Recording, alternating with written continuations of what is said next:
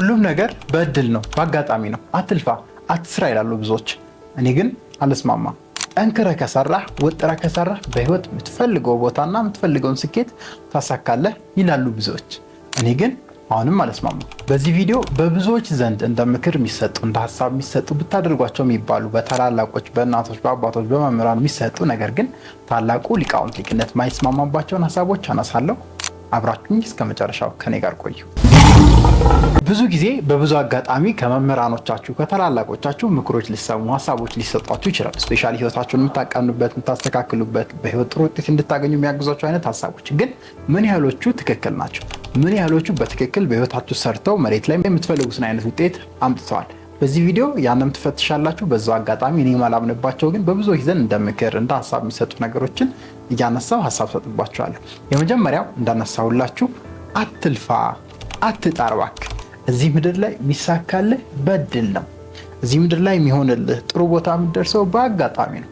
እሱ ካላለልህ ምንም የምታመጣው ነገር የለም የሚል አባባል በብዙ ሰዎች ዘንድ ይነገራል ወይም እንደ ሀሳብ ይሰጣል።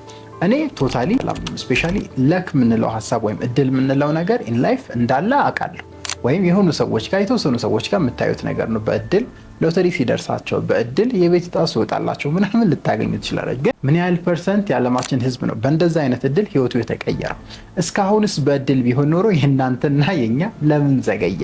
ይህን ጥያቄ ወደ ውስጣችሁ በደንብ እንድትወስዱ ፈልጋለሁ። ስለዚህ ነገሮች በአጋጣሚ ነው የሚሆኑት በእድል ነው የሚሆኑት ብሎ ተዘናግቶ ራስን አዘናግቶ ሀሳብን አእምሮን አዘናግቶ ከመቀመጥ ይልቅ በተቻለ አቅም ስማርት በመሆንና ስራን በትክክለኛው መንገድ ጊዜን በአግባቡ በመጠቀም ትኩረታችንን ትክክለኛ ነገር ላይ በማድረግ በተቻለ አቅም ደግሞ ውጤት የሚሰጡንን ነገሮች ለይተን በመስራት በራሳችንና በህይወታችን ላይ የተሻለ ውጤትን እንድናመጣ የሚል ሀሳብ አለ። እናንተም ሀሳባችሁን ኮሜንት ላይ አስቀምጡልኝ። በእድል ብቻ ነው የምትለወጠው በአጋጣሚዎች እንጂ እዚህ ምድር ላይ ስፔሻሊ ኢትዮጵያ ላይ ምንም አይነት ለውጥ አታይም፣ አንድ አይነት ህይወት ነው የምትኖረው ብሎ ብዙ ሰዎች አሉና እዚህ ሀሳብ ላይ ያላችሁን የሚሰማችሁን ነገር ኮሜንት ላይ አስቀምጡልኝ። የመጀመሪያው ነጥብ ያ ነው።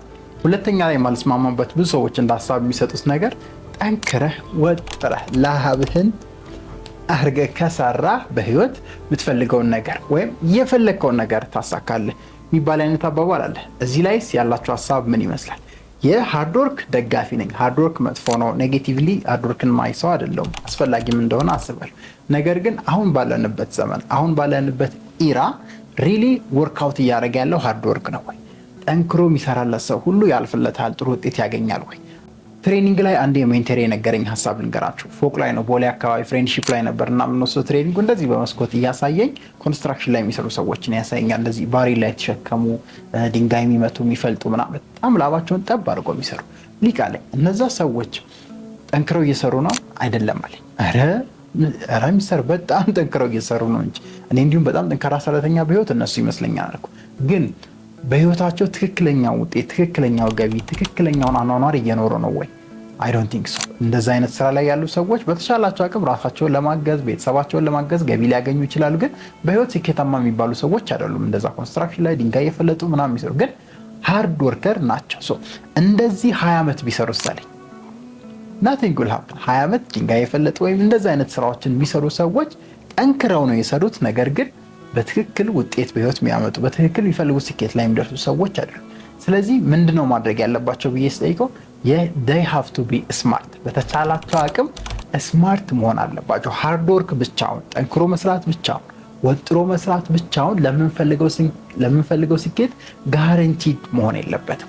እኔም ብዙ ጊዜ ትሬኒንጎች ላይ ያካፍላለሁ። ሃርድ ወርክ ቱዋርድስ ዘ ራይት ቲንግ ነው የምንፈልገውን ውጤት የሚሰጠን። ወይም ጠንክሮ መስራት ያስፈልጋል፣ ግን ትክክለኛው ዳይሬክሽን ላይ ሲሆን ነው እንጂ ውጤትን የሚሰጠው ዝም ብሎ ጠንክሮ መስራት የምንፈልገውን ውጤት አይሰጠን።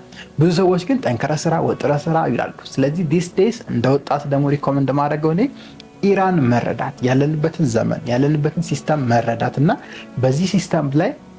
በዚህ ዘመን ላይ በዚህ ሲስተም ላይ ምን አይነት ነገሮች ነው ወርክአውት እያደረጉ ያሉት በትክክል የሰዎችን ህይወት የሰዎችን ገቢ የሰዎችን አኗኗር የሰዎችን ማንነት የቀየሩ ያሉ ነገሮች በዚህ ዘመን ላይ ምንድን ናቸው?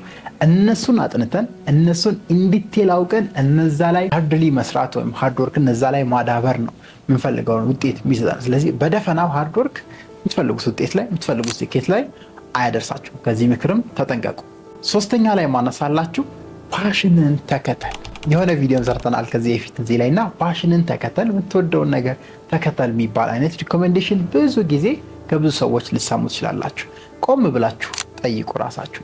how many people in life ፓሽኔት የሚሆኑበትን ነገር እየሰሩ ነው? ዲስ ዴይስ ላይፍን ታውቆታላችሁ። ኑሮ እያየን ነው። አኗኗር፣ ገቢ፣ ፋይናንስ፣ ኢኮኖሚ ኤቭሪቲንግ እያያችሁ ነው እና የምር በቃ የምትወዱትን ነገር ብቻ ልስራ፣ የምወደውን ነገር ብቻ ነው የምሰራው ብላችሁ ብትኖሩ የምር ውጤታማ ትሆናላችሁ ወይ? በዚህ ዘመን በደንብ ራሳችሁን ኩዌሽን አድርጉ።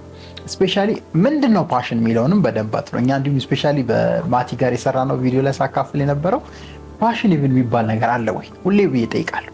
ምክንያቱም የሆነ የምትወዱት ተዋርድ ስታደርጉ ደስ የሚላችሁ ነገር ሊኖር ይችላል። ያን ነገር ሪፒቲቲቭሊ ስታደርጉት 3 4 5 ወር 2 ወር ስታደርጉት ፓሽን ነው አይደለም የሚለው ነገር ዲቴል ነው የምታውቁት።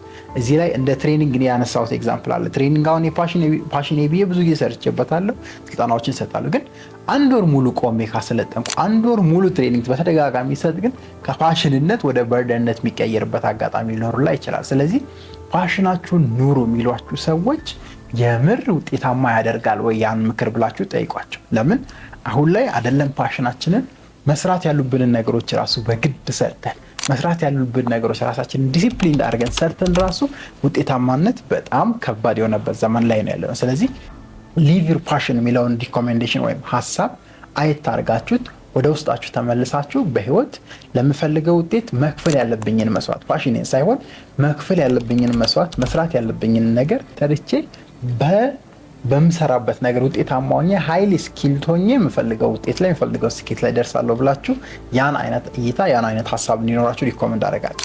ለመሰላችሁ ይህንን በደንብ ማስመር ያለባችሁ በጣም ብዙ አመት ፓሽናቸውን የኖሩ ሰዎች አሉ። እኔ በጣም ማቃቸው በጣም ስዕል ላይ ፓሽኔት የሆኑ ሰዎች 20 ዓመት የሳሉ ሰዎች አውቃለሁ። በጣም ትሬኒንግ ላይ ፓሽኔት የሆኑ ሰዎች ትሬኒንግን 30 ዓመት የሰሩ ሰዎችን አግኝቼ አውቃለሁ። በጣም መምህርነት ላይ ፓሽኔት የሆኑ ሰዎች በመምህርነታቸው 50 60 ዓመት 40 ዓመት የሰሩ ሰዎችን አውቃለሁ። ግን ሄጄ ህይወታቸውን ሳይ ያገኘሁት ነገር ደስ አይልም። ፓሽናችሁን አትኑሩ አይደለም፣ ግን ጠይቁ። የምር የምትፈልጉትን ውጤት፣ የምር የምትፈልጉት ስኬት፣ የምር የምትፈልጉት ገቢ ላይ ያ ፓሽን ያደርሳችኋል ወይ? እንደዛ ከሆነ ነው መኖር ያለባችሁ። እችን ሀሳብ ፈትሿት። በአራተኛ ደረጃ እንድትፈትሹ የምነግራችሁ ምክርና ሀሳብ ከታገሱት ሁሉም ያልፋል የሚል አይነት ሰምታችሁ ሊሆን ይችላል። መዝሙር፣ ሙዚቃ ምናምን ብዙ ቦታዎች ላይ ያለው ቅድምም እያነሳው ነበር። ትዕግስት አሪፍ ነው። ፔሸንት መሆን ስፔሻሊ ኢን ላይፍ ፔሸንት ስፔሻሊ ፐርሲስተንስንም ሊይዝ ይችላል። ጸንቶ አንድ ነገር ላይ መስራት፣ ለረጅም ጊዜ መስራት የሚለውንም ነገር ሊያነሳ ይችላል። ያን ባህሪም አንድ ላይ መላበስ ለሰው ልጆች አስፈላጊ ሊሆን ይችላል። ነገር ግን ከታገሰ አንድ ሰው ሪሊ ስኬታማ ይሆናል ወይ የሚለው ደግሞ ጥያቄ ምልክት ውስጥ ይገባል። ቅድም እንዳነሳውላችሁ ለምሳሌ ሃርድ ወርክ ላይ እንዳየነው ኔጌቲቭ ነገር ላይ ወይም ላይክ አሁን ባለን ሲስተም አሁን ባለን ዘመን ላይ ወርክአውት ማያደርግ ነገር ላይ 20 ዓመት ብትታገሱ ምን ጥቅም ታገኛላችሁ? ምን ውጤት ታገኛላችሁ? ማይሰራ ነገርን 30 ዓመት ብትሰሩ ወይ ማይሰራ ነገር ምናልባት እየሰራ ነው ብላችሁ ልታምኑ ትችላላችሁ። ባይዘ ግን ያ ነገር ወርክአውት ማያደርግ ሲስተም ከሆነ 20 ዓመት መታገስ ምን አይነት ውጤት ይሰጣችኋል? ስለዚህ you have to be very smart ማለት ነው። ውሳኔዎችን ስትወስኑ በህይወት ለዚህ ነው የምኖረው ስትሉ በህይወት ስኬት የሚሰጠኝ ነገር ይሄ ነው ብላችሁ ስትሰሩ በጣም ስማርት መሆን አለባችሁ። ሲቹዌሽኖችን ማየት አለባችሁ። ክሪቲካሊ አናላይዝ አድርጋችሁ ማሰብ አለባችሁ። ከታገሱት ያልፋል ስለተባላችሁ ብቻ ማይሆንን ነገር 20 ዓመት መታገስ የለባችሁ።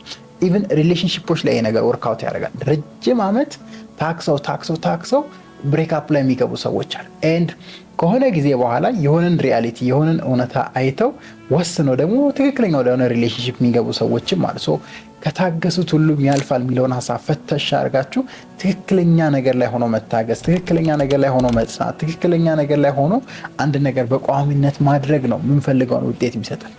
20 ዓመት ታክሳችሁ የማትፈልጉትን አይነት ውጤት የምታገኙ ከሆነ ከመጀመሪያው ጀምሮ ስማርት አይደላችሁም ማለት። ስለዚህ ስማርትነስን በደንብ እንድትጨምሩና እይታችሁን፣ አስተሳሰባችሁን ከሀሳብ አንጻር፣ ከፊሎሶፊ አንጻር፣ ከህይወት ራዕይ አንጻር፣ ከህይወት ህልም ግብ አንጻር ራሳችሁን በደንብ እንድታዩ እነዚህን 4 ነጥቦች ፕሊስ በጣም ክሪቲካሊ እንድታዩቸው፣ ስትወስኑ ውሳኔዎችን በደንብ ራሳችሁን እያማከራችሁ ከሪያሊቲው ጋር በደንብ እየተናበባችሁ እንድታደርጉ ለማሳሰብም ነው ይህን ሀሳብ ይዤ የመጣሁት። የትኛው ሀሳብ ሞር ለእናንተ አሳማኝ ነው ወይም ወደ እናንተ ያድላል? እናንተ በእነዚህ ሀሳቦች ትስማማላችሁ ወይ? 4ቱን እዚህ ጋር አስቀምጥላችኋለሁ። ኮሜንት ላይ ሀሳባችሁን አስቀምጡልኝ። ታላቁ ሊቃውንት ሊቅነት ነበርኩ። ቴንክ ዩ